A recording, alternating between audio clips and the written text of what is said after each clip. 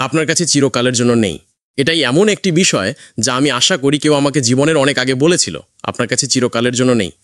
এবং আমাদের মধ্যে অনেকেই এমন কিছু করতে এত সময় নষ্ট করে যা আমরা করতে চাই না।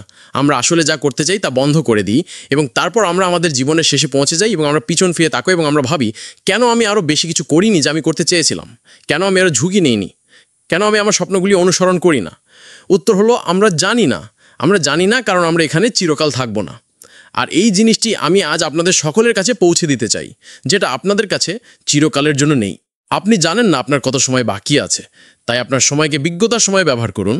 আজ আপনার সময়কে কাজে লাগান। জিনিসগুলি বন্ধ করবেন না, অপ্রাসঙ্গিক জিনিসে এটিকে নষ্ট করবেন না।